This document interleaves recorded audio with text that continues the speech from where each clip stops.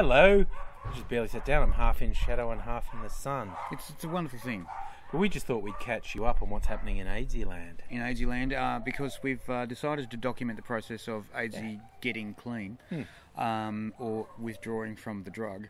A couple of episodes ago, we admitted that AIDzee was in fact a full-on drug addict and got caught as such in hospital and was told to get off the gear.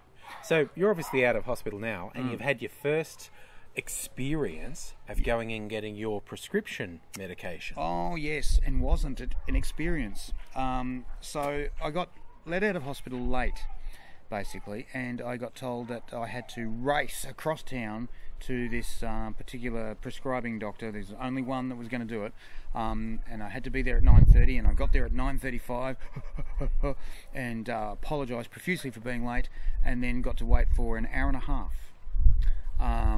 to be seen. Then when I did get seen, I had that wonderful experience one has when one realises one is no longer important, when I got asked a lot of questions that the answers didn't get listened to.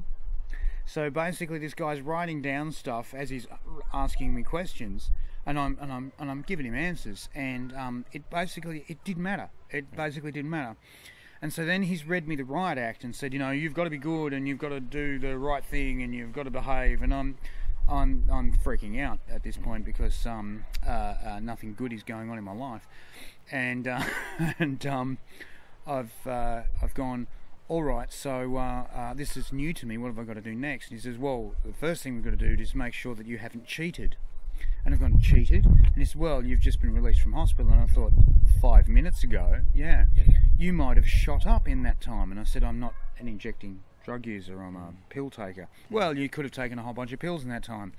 And I'm going, I just took a whole bunch of the stuff which actually blocks the opioid, so that wouldn't have worked. And he said, if you're going to contradict me, then our relationship's going to be short and it's going to end. And I'm going, fair enough, okay, I can respect that.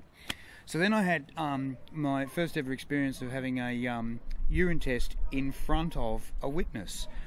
Is that seriously your first ever urine test that someone was watching? Oh, no, there was one time in jail, but that was for a dare. Yeah. Long story, and we don't need to go into it now, and it was only remand, so don't worry about that.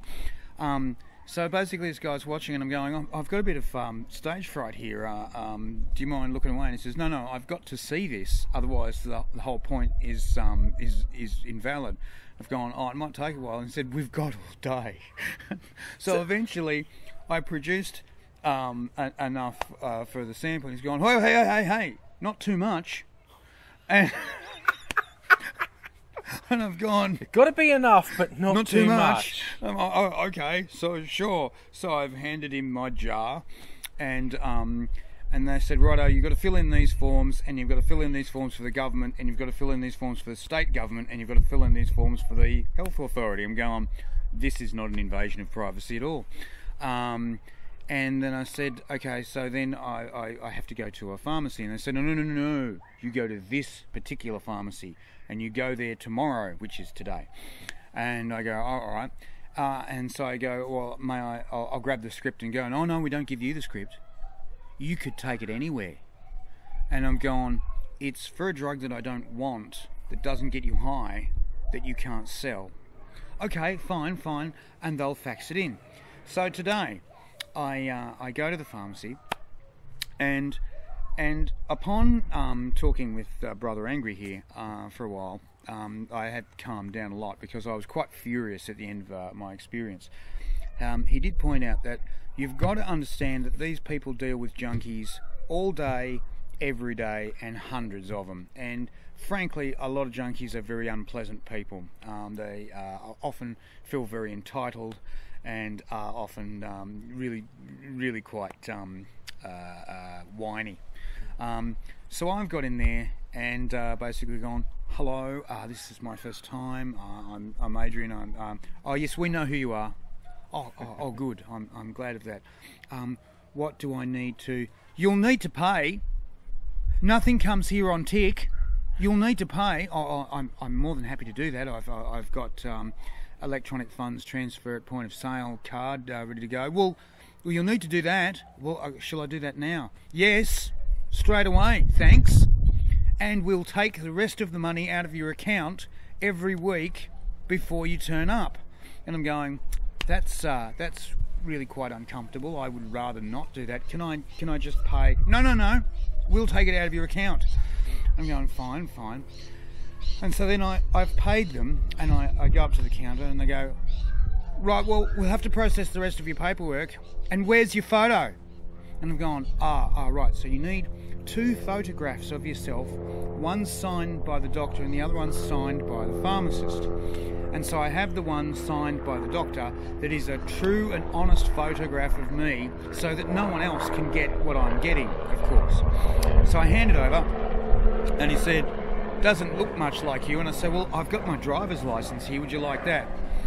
And he says, it'll have to do. All right, go and wait over there. So I go over there and I sit down in the chairs. And he says, oi, those chairs are for customers. And I've gone, I'm awfully sorry. And at this point in time, I'm thinking, okay, I'm ready to burn this place down. Yeah. I'm really quite angry at this time.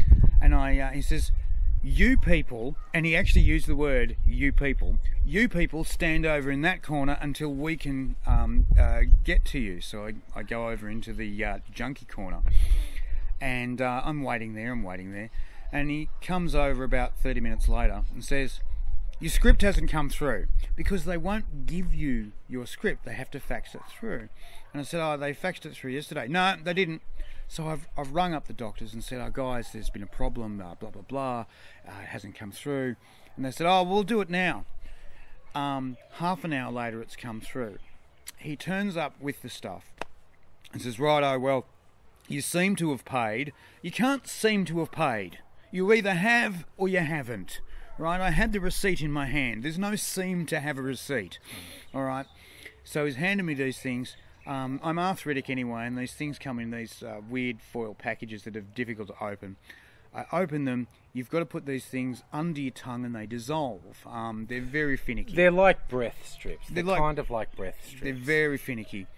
And he says, now you're not to go until we can see that they're all gone. And I'm thinking to myself, they're in my mouth. What the fuck would I do with them? You could go and tongue kiss another junkie. Oh, that's what I'd do. I'd be tongue kissing other junkies. Tell the truth. After you went outside, did you tongue kiss another junkie? 5. Yeah, see? 5. See, they know what they're on about. Cold sores, I've got them now.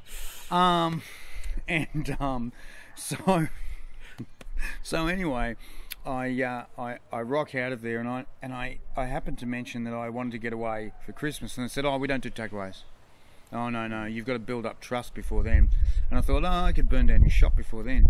And so, in all honesty, I am having a lot of doubts about this process. I said I'd give it a month, and I am going to give it a month. I'm not real happy with the efficacy of the drug, but I said I'd give it a month to build up its level of efficacy.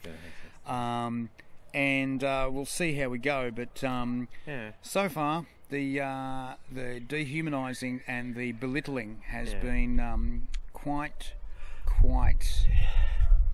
shit. Yeah. So look, as an outsider, I'm glad anyone who's watching who wants to be part of this journey, it's good. Hopefully you learn something. And if you could take one thing away from this, we've already admitted that junkies can be unpleasant people. Absolutely. But from this experience, we hope you understand, when a junkie wants to get clean, the process which you are required to follow treats you like shit. Yeah. It's actually would have been easier for me to go back to my old ways, which was all I was thinking about through this whole process. So I was thinking, I could have got this done in about an hour, and I would have had more fun, and I would have been on my way to work here, and would have been in a much more pleasant mood. So let's think through that as we go through this. Yeah. And we'll come back with more updates. Whereas AIDzee will use his one-of-a-kind charm on these people to hopefully get them to be a bit nicer to him. Yeah, Charm Offensive is going to be in action very, very shortly. Yeah. And firstly the girls, then the pharmacy, then the doctors, then the world. And we'll keep you posted as this goes along. But stay tuned for the next update. Bye now. Bye now.